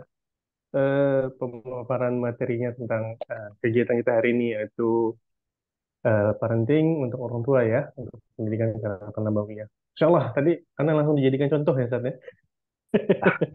Langsung Zaman itu dijadikan lagi sebagai anak itu. contoh. Iya, karena apa anak-anak baru umur 2 tahun aja sekarang udah susah buat digendong, Ustaz. Paginya karena baru bisa lari, baru bisa jalan, terus digendong kayak begitu udah nggak mau. Turun bah katanya. Ya Allah, Anda bilang baru Belum, belum. baru umur Kita kan segitu tidak padahal. ikut lagi. Itu. Baik, Ustaz. Syukur, Masya Allah materinya hari ini ada beberapa yang bisa kita ambil manfaatnya ya, terutama tentang masalah kita sudah harus bisa mulai memetakan karakter anak-anak tadi. Seperti Ustaz bilang, kalau misalnya anak-anaknya sudah punya bakat, kelihatan punya bakat di bidang komputer, terus misalnya punya bakat di bidang bercocok tanam, terus bisa ada yang punya bakat di tata boga misalnya. Masya Allah hari ini kita lagi mulai praktek KMB tata boga di Saung untuk anak-anak ini. Mantap. Alhamdulillah. Terus terus juga tadi sedikit mengingatkan tujuan untuk mendidik anak itu apa gitu ya, dan menjadikan Rasulullah sebagai teladan yang paling baik di antara teladan-teladan yang lain gitu. Baiklah, Ayah Bunda yang dirahmati Allah, kita masuk ke sesi tanya jawab. Sudah ada beberapa yang masuk ke WhatsApp kami. Kali ini lebih ke minta tipsnya, Ustadz. Bismillah, Ustadz, mohon tipsnya khusus untuk anak-anak yang sudah mulai besar atau anak-anak yang sudah sering mendapatkan motivasi faedah dan faedah beramal soleh. Karena ada waktu-waktu tertentu si anak ini enggan beramal dan terkesan bosan dengan motivasi yang biasa. Bagaimana pendapat Ustadz dengan reward point dari amal soleh harian nanti diakumulasikan di akhir bulan untuk mendapatkan hadiah tersebut, misalnya berupa uang dari orang tua. Jazakumullah khairan atas jawabannya. Itu Ustaz. Baik, Masya Allah. Ya memang berhadapan sama anak ini eh, ada fluktuasinya ya. Jadi ada saat anak itu memang semangat, ada saat memang anak itu sudah merasa bosan dan itu jadi memang ciri-ciri khas anak seperti itu. Jadi kita tidak bisa berharap bahwa anak itu stabil, settle itu enggak. Memang masa-masa dia akan ada akan berubah. Coba kalau yang sudah punya anak umur 9 tahun aja akan merasakan bahwa ketika masih umur 2 3 tahun si kalem. Ketika umur berapa? Mungkin 5 tahun, 6 tahun, wah luar biasa aktifnya kayak kayak kayak gasing dong, muter kemana-mana. Nanti ketika udah umur 9 tahun, 10 tahun, kalem mana itu udah nggak ngapa-ngapa lagi sudah. Ya seperti itu dan beginilah memang masa pertumbuhan anak. Ya mereka nanti akan sangat penasaran terhadap sesuatu, ingin sangat mencoba segala sesuatu dan maka kita lihat bahwa bagaimana dengan kalau seandainya kita memberikan motivasi kepada anak kita. Tidak heran ya ya Bunda sekalian bahwa eh, kita memberikan nasihat itu memang tidak tidak apa ya pernah kami mendapatkan ini. Ini saya nggak tahu nih tadi yang bertanya ini ibunya atau ayahnya. Jadi gini, perlu diperhatikan bahwa eh, peran ayah dan ibu itu memiliki peran yang punya spesifikasinya, ya, punya spesifikasinya. Bahwa untuk yang memberikan pesan, untuk yang memberikan apa, menegakkan hukum, menegakkan peraturan, yang membuat undang-undang di dalam rumah itu usahakan adalah ayahnya. Ya, membuat undang-undang, membuat peraturan, usahakan adalah ayahnya. Karena ayah ini figur yang tentu akan dihormati oleh anak-anaknya. Ya. Nah ini usahakan seperti itu, termasuk untuk figur ya yang punya andil memberikan pesan dan nasihat. Jadi untuk yang para ayah yang hadir pada kesempatan hari ini, jangan sampai merasa bahwa tugas pendidikan pengasuhan untuk anak hanya tugas ibu. Salah, salah besar. Bahkan bisa dibilang tugas yang terbesar adalah bagi abdi pada pundak seorang ayah. Ya, seorang ayah itu pundak pendidikan dan pengasuhan anak itu terbesar pada pundak seorang ayah. Ya, dan ini pernah disampaikan oleh Ustaz Tobroni Allah, dan juga dalam Al-Quran disebutkan ada 5 kisah pengasuhan, ada beberapa kisah pengasuhan, baik itu para nabi maupun orang soleh itu Luqman al-Hakim, dan itu semua dialog kepengasuhan dan dialog pendidikan dialog adalah dari seorang ayah kepada seorang seorang anak. Dan hanya satu saja dialog pendidikan pengasuhan antara seorang ibu dengan anak. Ya, hanya satu dialog pengasuhan antara seorang ibu dengan anak. Adapun ayah dengan anak itu ada 5. Ya, ayah dan anak itu ada 5. Kisah Nabi Yusuf, ya, ada kisah Nabi Nuh alaihi salam, ya, kemudian kisah Nabi yang lain. Ya, ada kisah Nabi Ibrahim, seperti itu. Adapun kisah yang berkaitan masalah anak yang dengan seorang ibu itu hanya satu saja, hanya satu. Dan ini adalah isyarat sebenarnya, jangan sampai kita lalai. Isyarat bahwa orang tua dari sisi figur ayah ini memiliki pengaruh yang dominan untuk ya pendidikan dan juga pembentukan anak. Maka yang bikin peraturan di rumah adalah ayah, ya. Yang bikin undang-undang di rumah adalah ayah. Yang bikin bahkan yang memberikan apa namanya hukuman, sanksi itu adalah ayah. Ya. Terus gimana peran ibu? Peran ibu ini adalah sebagai monitor, kalau bahasa lokal itu pembasuh luka. Sebagaimana kenapa? Karena memang secara umum ya standarnya itu ayah itu sering tidak di rumah, berangkat pagi pulang sore, ya. Maka eh, waktu yang banyak habis di luar, maka seorang ayah memiliki keharusan untuk ya menyiapkan waktu yang dia bisa luangkan, ya apakah 5 menit, ya apakah 10 menit, ya membersamai anak, ya, dan di situ dia memberikan sentuhan-sentuhan pendidikan, pesan-pesan kepada anak.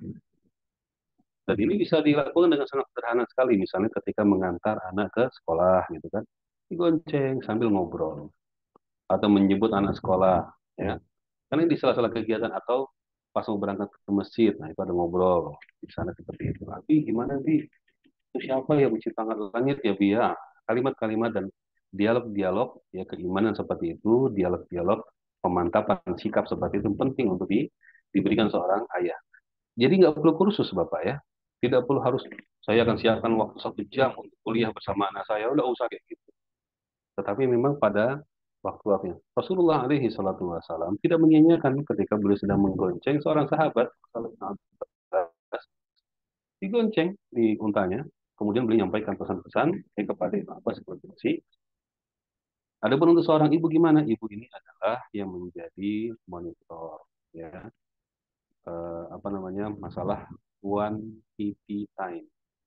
Dialah yang akan mendampingi anaknya dalam rangka melaksanakan ya aturan atau mungkin undang-undang atau pesan dari sang ayah seperti itu. Jadi mungkin perlu yang diperhatikan nanti ibu yang memberikan undang-undang itu ayah, ya memberikan nasihat itu ayah, ya bapak-bapak ya nanti bagi tugas ya sama istrinya. Nanti yang ibu yang akan menguatkan, mengulangi. Tapi ayah yang memberikan undang-undang. Contoh, salah undang-undang pemakaian HP misalnya. Ini kan Sebenarnya banyak juga viral ya, apa, mungkin nggak tahu, mungkin ada pertanyaan masalah itu, mungkin ada selain. Atau mungkin ada yang sedang pusing ngurusin anaknya, HP terus misalnya. Maka yang bikin undang-undang adalah ayah. Kalau ada ayah yang bikin undang-undang, insya Allah lebih kuat ya, akan kedudukannya dalam di hati anak-anak kita. Misalnya, kalau pesan kami dalam masalah ini misalnya ya, jangan ayah dan ibu, ayah bunda sekalian memberikan HP kepada anak-anak. Ya, jangan memberikan HP kepada, maksudnya ini saya belikan untuk anak saya HP, jangan. Atau HP second mama, HP second umi, abi, ini untuk anak saya, jangan. Tapi hanya boleh statusnya meminjamkan saja. Beda kan ya? Karena kalau sudah memberikan berarti dia punya di situ. Dan dia nanti akan minta privasinya, dia nanti akan minta kewenangannya, nanti banyak nanti tuntutan berikutnya. Tapi hanya meminjamkan HP. Lalu kan dipakai, nah, pokoknya gimana caranya? Ya, gimana caranya supaya statusnya adalah tetap meminjamkan. Kemudian dibatasi waktunya.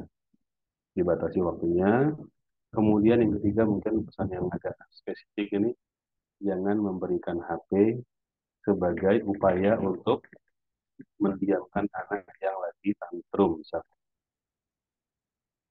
Ya, makan nggak? Nggak, maunya makan kalau HP ya. Itu berarti nanti dia akan punya ketergantungan dengan HP. Ya, mungkin ini seperti itu di antara gambarannya. Allahu a'lam. Kalau ini tadi Ustaz, perihal tentang rewardnya, apakah sudah boleh dilakukan untuk anak-anak yang sudah mulai besar? Ya, tentang masalah reward ini salah satu di antara hal yang bagus. Ya.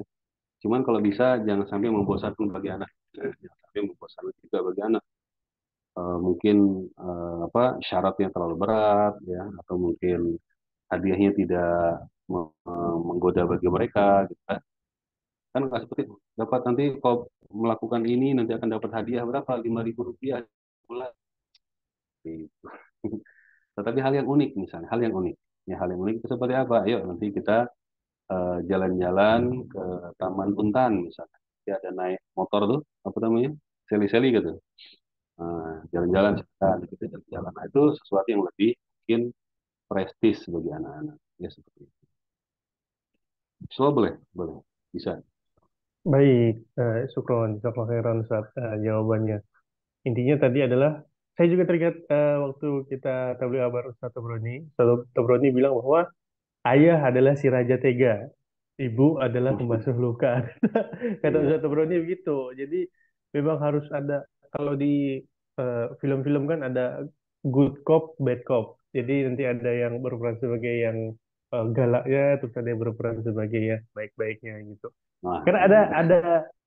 ada ini Zat, ada video menarik yang pernah Anda lihat dan sering seliweran di Instagram dan juga Facebook bahwa ada anak kecil mungkin umur 3 tahunan tantrum, disuruh tidur sama ibunya nggak mau, nangis nangis, nggak mau tidur.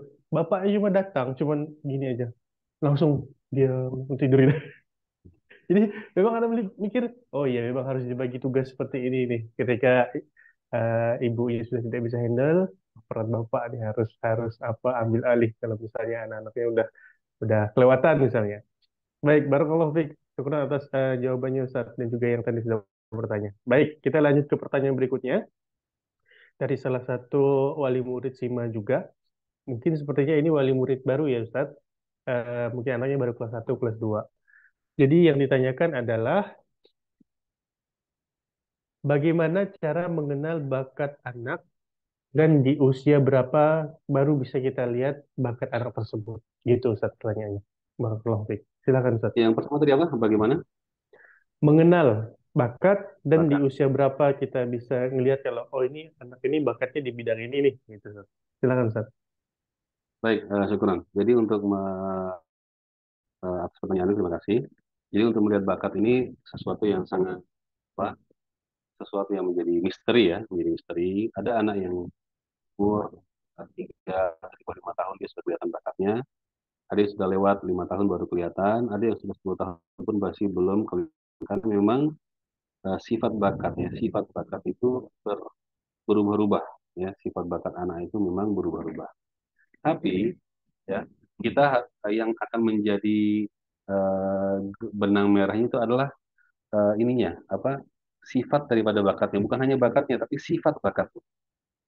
Karena kalau kita mencari bakat itu kayaknya akan berubah-ubah terus, ya, tidak akan ketemu, apa mungkin akan sulit, ya. Tetapi cari sifat bakatnya. Sifat bakatnya itu apa? Misalnya anak ini sejak kecil perhatian, penyayang, kemudian dia suka apa? Masak, dari masaknya itu bagaimana, kemudian nanti dia juga suka menolong, dia juga suka apa ya, kayak memperbaiki misalnya sifat-sifat seperti ini, ciri-ciri seperti ini, ya, adalah ciri-ciri yang sangat ideal untuk figur seorang dokter misalnya, seorang perawat misalnya, maka bisa diarahkan ke profesi itu karena sifat-sifat bakatnya mendukung, ya. Atau ada di antara anak itu, ya, di antara anak itu dia sukanya rapi-rapi, ya, kalau lemari pokoknya dirapikan, kalau seandainya dia piring itu pokoknya susunnya sejajar. Mungkin ada yang pernah lihat ya, ada tukang parkir di kampus gitu, itu yang apa vario vario semuanya, yang Suzuki Suzuki, aduh sesabar itu tukang parkir ini, sampai shock yang punya motor, mana motor saya kok mirip-mirip semua gini kan, shock yang punya motornya kan gitu. Karena apa, ini merah-merah semua, yang hitam-hitam semua, sampai bisa seperti itu loh orang kita masuk misalnya. Tapi jangan jangan dikira tidak mesti hanya dalam itu aja. Kadang-kadang misalnya ada orang yang lagi mungkin lagi bertamu, misalnya bertamu ke rumah orang, kemudian mungkin adalah sedikit-sedikit sampah sedikit, tapi dia sambil ini, ya, dia mengumpulkan sampah itu. Tapi ini salah satu di antara bentuk sifat bakat. Apa sifat bakatnya? Dialah sifat bakat yang suka dengan kerapian. Berarti cenderung sifat untuk administrasi bagus. Sifat administrasi bagus. Ini jangan heran kalau saya di rumah, kalau melipat baju itu, ya, baju itu kalau dilipatnya rata semua. Ini yang celana-celana semua. Ini baju-baju semua. Ini bagian ini di lemari rapi. Kami juga sering sampaikan, sering melihat teman-teman kami di pondok dulu tuh, ada yang seperti itu. Pokoknya lemari atas rapi, pokoknya udah kayak diukur. Wah, bajunya rapi sekali, celananya rapi sekali, buku-bukunya rapi, semua seragam semua. Ada namanya, kelasnya, nama bukunya seragam semua. Perkakasnya juga rapi. Ada teman yang lain, ada baju taruh di sana, ini taruh di situ. Oh, pokoknya suka-suka dia lah. Macam-macam, ya. Dan ini tentu dari sini kita bisa melihat sifat daripada bakat. Jadi bersabar ya ayah bunda untuk melihat kapan kapan nanti sifat bakat itu atau bakat itu bisa kita kita lihat, ya. Dan secara umum, ya, secara umum itu kita bisa melihat bakat anak-anak itu dengan berikan eh, kegiatan bagi anak-anak kita, ya. Kita ajak dia untuk dia bantu di dapur, kita ajak dia ke pasar, kita ajak dia ke tempat permainan, kita ajak dia untuk mungkin bahkan misalnya seperti nonton televisi atau nonton di HP misalnya, itu kelihatan dia yang dia tonton ini apa.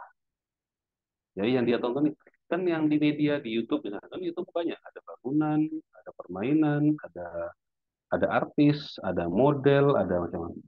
Dilihat apa yang sering dia buka, itulah kecenderungan hati dia. Atau seni dan sebagainya. Atau mungkin dia main game misalnya. Gamenya apa? Game perang, game rumah tangga, game susun-susun balok dan sebagainya. Minecraft misalnya. Itu kan nanti memiliki polanya masing. Ya.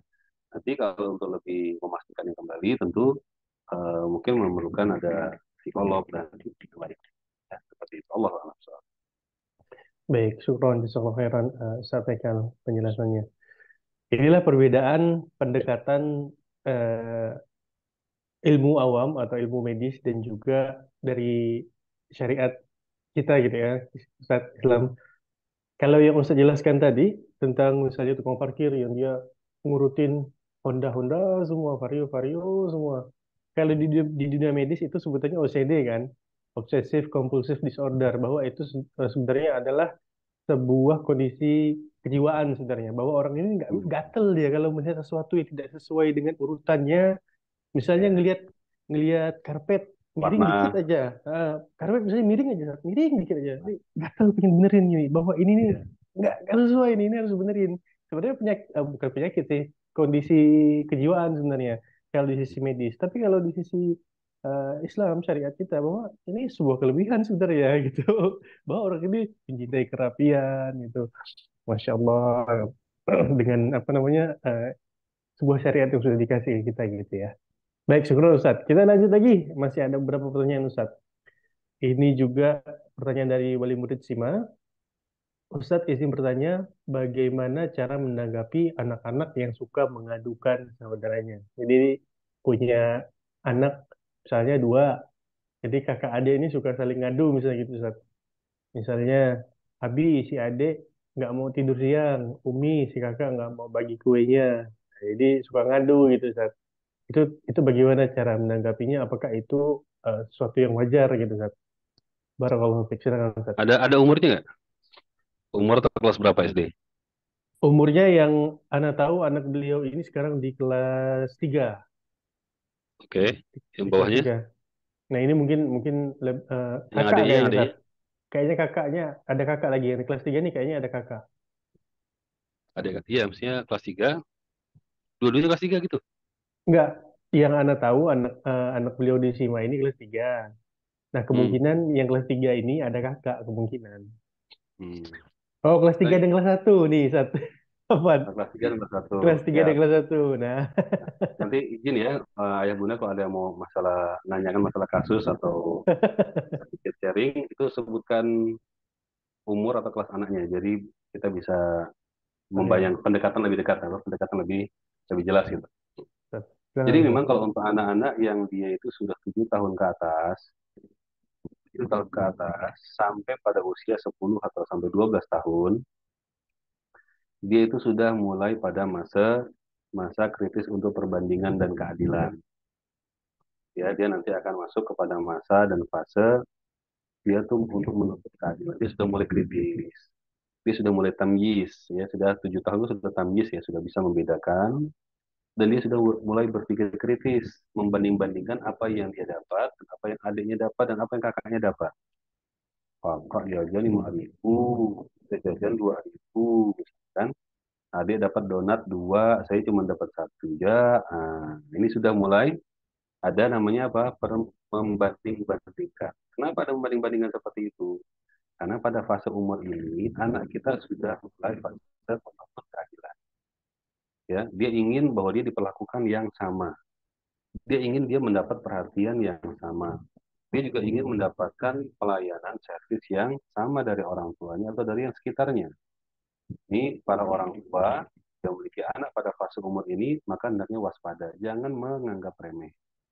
Karena ini adalah tuntutan dari anak dan harus diperhatikan. Ya, harus dituntaskan ini. Dituntaskan bisa jadi dengan pengertian, bisa jadi dengan pemahaman. Jangan untuk dengan otoriter, kau ini protes ya terus. Jangan. Termasuk untuk guru-guru yang sedang mengajar di kelas 1 sampai kelas 3 atau kelas 4.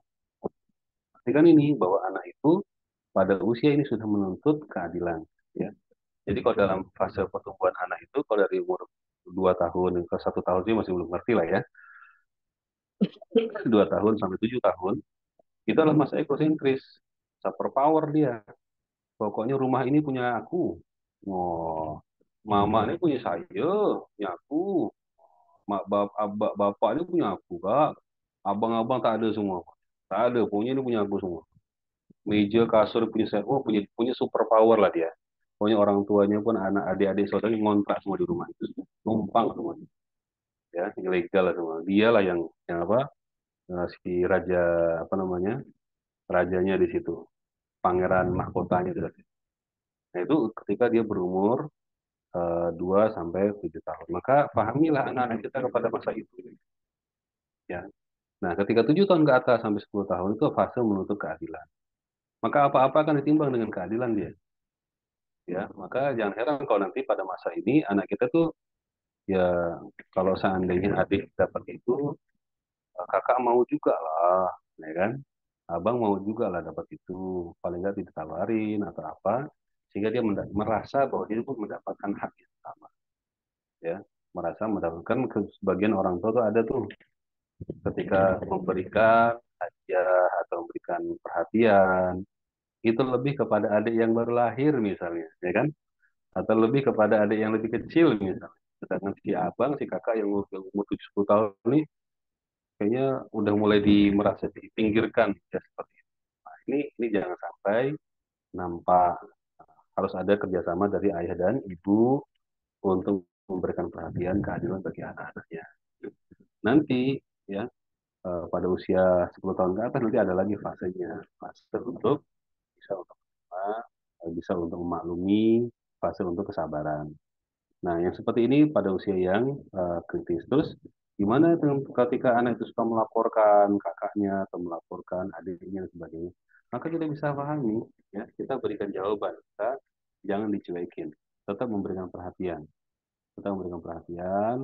dan kita bisa untuk menangani, meresponnya seperlunya. Ya, kalau seandainya itu adalah hal yang memang penting untuk direspon, segera direspon. Apalagi perhatikan lebih segala hal yang sepele, maka kita bisa aja dengan, tapi ada perhatian untuk merespon, untuk menjawab, ya, dari apa yang dilaporkan oleh anak kita tersebut.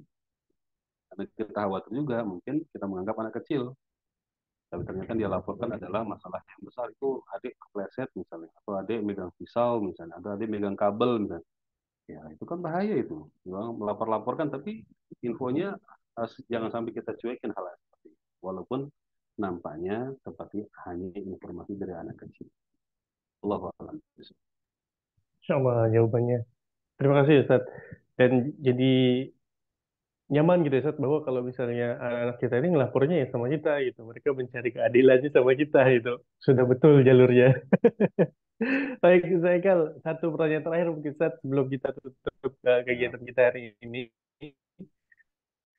Ini adalah dari wali murid SMP, berarti anaknya di usia SMP gitu Ustaz. Yang pertama adalah bagaimana cara mengatasi anak-anak yang menjelang balik atau mungkin sudah balik hari ya usia SMP yang sudah mulai menyukai lawan jenis. Nah, gitu Ustaz. Terus yang kedua, ini ada dua pertanyaan. anaknya laki-laki Pertanyaan perempuan nih? laki-laki. Oh, laki-laki. Ya. Kemudian pertanyaan sambungannya adalah, yang kedua adalah bagaimana teman-teman yang sering ngejek, terus terutama ngejeknya itu tentang fisik gitu Ustaz. Terus ngebuat yang diejek ini, si anaknya beliau ini merasa eh, kurang percaya diri gitu, Sat. Oh gitu. Bagaimana mengatasi teman-teman yang suka ngejek supaya anak ini bisa percaya diri gitu, Sat. Tidak termakan dengan ejekan teman-temannya gitu. Yang diejek itu lebih ke fisik gitu. Jadi anak yang diejek ini itu bisa percaya diri lebih kuat dan bagaimana dia mengatasi si pembuli ini atau si pengejek ini gitu, Sat. Silakan, Sat. Barakallahu fiik. Baik. Eh, yang pertama tadi, bagaimana untuk anak yang sudah masa pra atau persiapan akan balik, ya, berkaitan masalah lawan jenis. Jadi sempat juga kita mendapatkan sebuah, ya, pesan ataupun nasihat bahwa peran orang tua sangat dominan dalam membentuk kepribadian dan prinsip bagi seorang anak ketika dia menjelang masa akil dan balik, khususnya masa balik. Jadi pada saat, kalau memang anak tadi anak laki-laki ya, ya. Jadi kalau Betul untuk anak lagi-lagi, Sat. perempuan, ya, kalau anak perempuan dan anak laki-laki itu punya fase yang berbeda, punya fase yang berbeda. Nah, ketika umur 10 tahun ke atas, ya, 10 tahun ke atas menjelang balik, 10 tahun sampai 14 tahun, ini kan usia usia menjelang balik ya. Maka anak laki-laki itu harus dekat sama ibunya, ya, harus didekatkan lebih. Oh, sang ibu harus punya, menyempatkan banyak waktu membersamai anak laki-laki, ya, sehingga nanti anak laki-laki itu akan memiliki sebuah model tentang figur lawan jenis dari orang terdekat daripada dirinya, itu figur seorang ibu. Jika nanti ketika akhirnya dia dewasa, ketika dia nanti akan mungkin apa berinteraksi dengan lawan jenis, apakah yang lebih jauh misalnya berkeluarga misalnya, maka dia akan bisa membayangkan bahwa wanita ini atau mungkin istri saya ini adalah seperti ibu saya yang harus saya hormati, saya harus jaga, yang harus saya apa namanya pastikan keamanannya, saya layani seperti itu. Jadi nanti eh, itu akan muncul ya ini yang diharapkan ketika seorang anak yang prabalik itu harus ya dikuatkan untuk lebih dekat sama figur ibu. Adapun kalau anak itu anak perempuan, maka harus didekatkan kepada figur sang ayah. Kenapa demikian? Karena eh, seorang ayah itu cinta pertama bagi anak perempuan, gitu ya. Cinta pertama bagi anak perempuannya adalah sang ayah. Dan jadilah sosok ayah yang nanti akan berkesan bagi anak perempuan. Apa itu bisa membersamainya, bisa bercerita sama dengan dia, kemudian bisa terbuka dengannya, ya. Karena nanti eh, kalau tidak, karena nanti perempuan ini ketika dia dapatkan figur dari sosok ayahnya, maka dia akan mendapatkan role model dari figur laki-laki lawan jenis yang pertama itu adalah ayah. Maka ketika ada laki-laki lain yang masuk dalam hidupnya, apakah teman sekolah, teman kampung, teman kerja dan sebagainya, maka dia tidak akan mudah untuk kelompok-kelompok ya bahasanya, tapi dia akan selalu jadi keperbandingan itu dari sosok ayahnya. Ya, sholatnya gimana? Oh, enggak ada apa-apanya ayah saya hebat sholat. Ngajinya ayah saya bagus. Apa namanya bahasanya ayah. Jadi selalu akan menjadi ada mi'yar, ada perbanding dengan ayah seperti itu. Dan dengan adanya figur seorang ayah ketika dekat dengan anak perempuannya, ini akan menjadikan anak memiliki kepercayaan diri lebih, memiliki sikap yang lebih, ya, memiliki apa namanya mampu untuk problem solving, berani untuk menyelesaikan masalah, berani untuk menghadapi masalah, ya, ketika anak dekat sama ayahnya. Kenapa? Karena tentu ya ini tentu ada kerjasama, harus ada si figur ayah harus punya perhatian dalam hal ini dan memperhatikan masalah ini jangan sampai terlewat ya karena kalau udah kelewat nanti masa itu akan diambil alih oleh orang lain ya. Figur itu akan diambil alih orang lain maka ketemu sama laki-laki mirip mirip kayak siapa namanya mirip kayak Jongkok tahu Jongkok enggak Korea Korea langsung kelopak-kelopak dia wah padahal ya Allah nggak beragama tidak iman tidak sholat bahkan baca Al-Fatihah pun nggak bisa si Jongkok ini kan misalnya apain coba apa yang jadi idola dari figur seperti itu ya tidak ada bagus-bagusnya ya dalam sisi sebagai pemimpin nah seperti itu jadi untuk masa pra-balik ini penting ya kedekatan sama orang tua terus yang tadi apa lupa saya. Yang kedua ini Sat, tentang anak yang suka diejek di sekolahan, Oh di iya kelas. Nah, terus gimana supaya anak baik ini kuat menghadapi itu? baik ayah bunda sekalian rahmati Allah eh saya mungkin mengutip sedikit ya dari Pak Pak siapa namanya Pak Iqbal Muhammad Iqbal yang psikologi yang sering tampil apa sering ada akun IG juga ada Iqbal SP masalah tidak salah.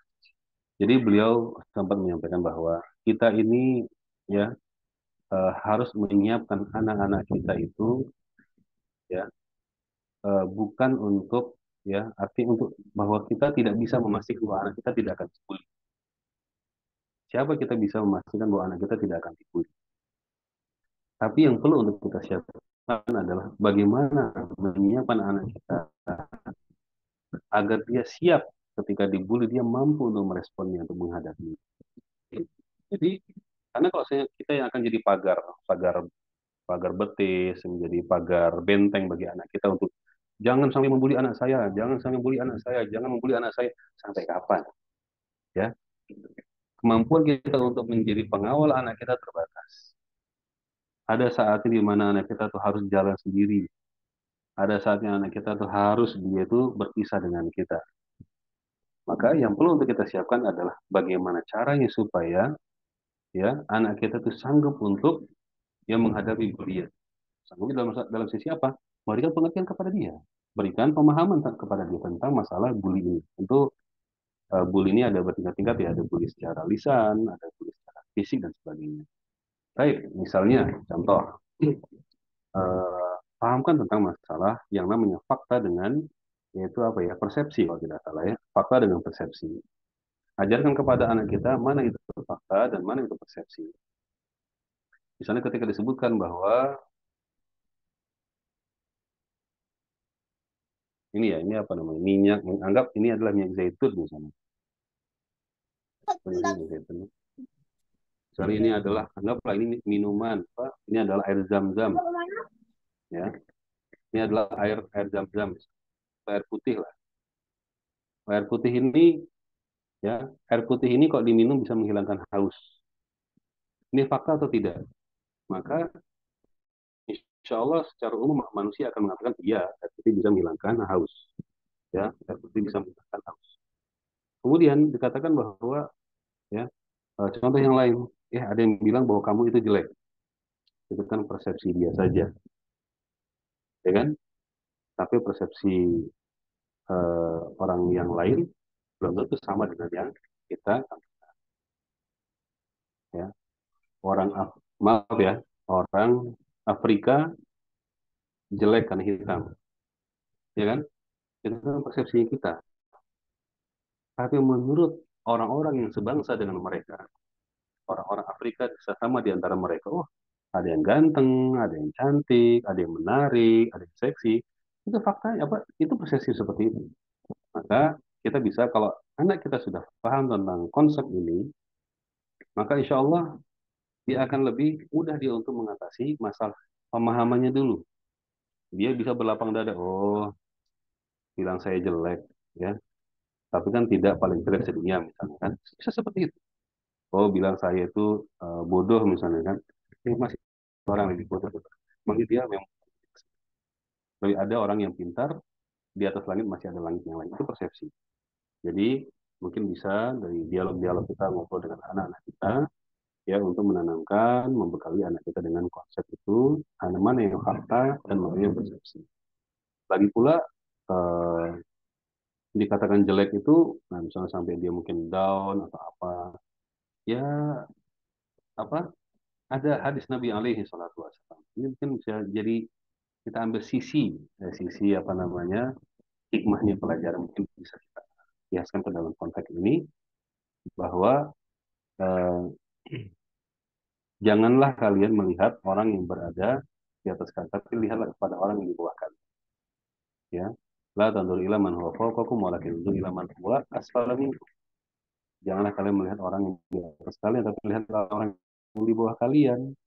Ya, fa inna ajda, karena itu akan lebih memudahkan untuk bersyukur, akan lebih menjadikan kalian menerima dengan takdir Allah Subhanahu wa taala. Ya, dibilang jelek kan, kata ente aja, kata kamu saja. Kata Abi dan Umi enggak kok. Kan gitu, tenang, ya kan? Kata Bu Guru enggak kok, ya. Kata apa namanya, Allah juga mengatakan tidak masalah, ya kan? Allah mengatakan bahwa yang terbaik di antara kalian adalah yang beriman, yang bertakwa. Jadi benteng-benteng seperti ini akan menjadikan anak kita tabah dan kuat, mau dia mendapat bulian di sekolah atau bulian di tempat lain, atau ketika dia nanti besar, ketika dia sudah besar. Karena ingat, ayah bunda tidak bisa mengawal anak-anak selama, tapi yang bisa adalah kita bekali anak-anak supaya mereka bisa mengawal diri masing-masing. Allahu a'lam bishawab. Baik, syukron jazakallahu khairan atas jawabannya. Dan Anda juga suka dengan pertanyaan barusan, Ustaz, bahwa ketika ada kasus bully yang dia tanya itu bagaimana membekali anaknya, bukan tolong yang yang tukang bulinya yang dikasih tahu. Pertanyaan itu lebih bagaimana kalau misalnya anak kami dibully, kami persiapkan anak kami ini untuk bisa membela dirinya. Sedikit sharing juga ayah bunda yang terhormat Allah, bahwa di SIMA kemarin Ana sama Musa Ismail di sekolah disepakat itu ada satu anak yang memang sering ngadu ke kami kalau misalnya suka suka di apa godain sama teman-temannya, nangis terus dia pokoknya minta minta minta keadilan bahwa kalau saya digodain, saya diganggu gitu, Ustadz sama Pak Kinan tolong hukum anak-anak ini bilang gitu. Padahal setelah kami investigasi ke kelasnya, ternyata ya memang main-main aja, cuman mungkin anaknya sensitif gitu ya, bahwa kalau misalnya kena godain sedikit dia merasanya bahwa itu pembulian gitu. Setelah kami investigasi ke kelas bahwa ternyata sebenarnya main-main biasa aja gitu. Dan anak yang nangis-nangis ini tadi juga suka juga godain teman-teman yang lain gitu. Cuma dia punya punya perasaan yang lebih bahwa eh, dia yang tertindas gitu. Nah, akhirnya sama sama Ustaz Ismail kemarin dibongkar masalah tauhidnya bahwa kamu apa-apa ngadu sama Bapak karena udah agak agak kelas tinggi ya saat udah naik ke kelas 4 gitu. Dibongkar tauhidnya sama Ustaz Ismail bahwa kamu apa-apa ngadu sama Pak Ustaz Ismail, kamu apa-apa ngadu ke kepala sekolah, kamu apa-apa ngadu ke Pak Kinan minta bantuan Pak Kinan. Coba kalau misalnya nanti Pak Kinan nggak ada, Ustaz Ismail nggak ada, bapak kamu nggak ada, ayah kamu nggak ada, ibu kamu nggak ada, kamu minta bantuan sama siapa? Kata Ustaz Ismail. Dia lama dia minta bantuan sama Allah. Masya Allah, Anda langsung, Masya Allah, anak langsung tadi tahu itu sudah tertanam gitu bahwa eh, pertolongan pertama tuh memang harusnya kita minta kepada Allah. Nah, itu kemarin anak bilang sama saya, nih, Sat, ini memang bukti bahwa anak-anak kita di Siwa ini kelihatannya aja casing luarannya itu seperti itu. Padahal sebenarnya di dalamnya anak-anak kita tuh bagus-bagus gitu. Tinggal nanti bagaimana di dalam perjalanannya tetap kita bimbing baik dari itu eh, kami dari pihak sekolah dan juga orang tuanya gitu. Masya Allah sekali, saya Ikal. Sebenarnya masih ada pertanyaan. Coba Anda melihat jam sudah hampir jam 11 kurang 15 menit. Sudah hampir jam 11. Berarti sudah sejam lebih ya kegiatan kita hari ini. Dan Masya Allah sekali hari ini materinya juga sangat bagus. Dari Ustaz Haikal juga. Dan juga pertanyaan dari orang tua murid. Jazakumullah khairan atas pertanyaan dan juga kehadirannya hari ini. Baik, ada eh, kalimat-kalimat penutup Ustaz atau ada pesan-pesan untuk menutupi kegiatan kita hari ini? Baik, syukran. Baik, ataupun untuk mungkin sebagai kalimat yang pesan yang ingin kami sampaikan kepada para orang tua. Yang pertama adalah bahwa eh, fase ataupun umur kebersamaan kita dengan anak ini kita tidak lama, maka manfaatkanlah waktu dan kesempatan itu untuk membersamai anak-anak kita. Kemudian yang kedua, bahwa tadi sempat saya sudah ingat-ingat itu dikasih kesempatan malah lewat dia. Jadi pada saat ya, kita sedang apa namanya membersamai anak kita, ya pada kita bersama anak kita, maka bukalah itu dialog-dialog yang ringan, dialog-dialog keimanan, dialog-dialog prinsip, ya dialog-dialog yang nanti akan menjadi dialog-dialog kritis bagi bersama dan anak-anak kita. Bukan dialog-dialog yang kamu nanti mau jadi apa? Oh ya sekarang ini bahasanya apa ya? Mohon maaf ya, ini terlepas dari kalau memang ada yang terlibat ya misalnya. Ada di antara orang tua itu merasa bangga ketika anaknya itu ikut jadi mirip sama TikTok, joget-joget TikTok, nyanyi-nyanyi TikTok, ya kan? Yang apa yang goyang-goyang apa, ya mirip-miripan dengan artis yang ada berjoget TikTok. Allahu Akbar itu sangat sedih sekali, ya. Maka ya ini dan karena dan memang media ini sangat gampang untuk diserap bagi anak-anak. Maka langkah baiknya kita sekalian waspada, ya tetap memberikan akses kepada anak untuk media, tetapi ada pendampingan. Ya. Semoga Allah Subhanahu Wa Taala mengabulkan harapan dan doa kita semua, memiliki anak-anak yang begitu kita bagi kedua orang tuanya. Amin ya rabbal alamin. Amin, amin, amin, ya rabbal alamin. Syukron, jazakallah khairan Ustaz Muhammad Haikal Aula atas eh, pesan-pesan dan juga nasihat untuk kita semua di pada hari ini. Dan juga kami ucapkan terima kasih jazakumullah khairan kepada semua wali murid yang menyempatkan untuk bisa hadir di kegiatan kali ini walaupun berbentuk Zoom ya. Insya Allah kalau misalnya Allah mudahkan kita akan mengadakan kegiatan parenting secara offline yaitu tetap muka untuk di bulan depan Insya Allah karena berbarengan dengan pelaporan perkembangan. Untuk info pastinya Insya Allah nanti akan kami kabari segera. Baiklah, karena sudah jam 11 juga di tempat Anda sudah agak gerimis tadi, Zat. Sudah agak gerimis. Jadi kita sudahi dulu untuk pertemuan hari ini. Insya Allah kita lanjutkan lagi di waktu yang mendatang. Kita tutup dengan doa kafaratul majelis. Subhanallahumma wa bihamdika. Subhanakallahumma wa bihamdika, Asyhadu an asyhadu la an la ilaha illa anta ilaha astaghfiruka illa wa atubu ilaik. Assalamualaikum warahmatullahi wabarakatuh. Silakan untuk meninggalkan Zoom. Waalaikumsalam warahmatullahi wabarakatuh. Waalaikumsalam.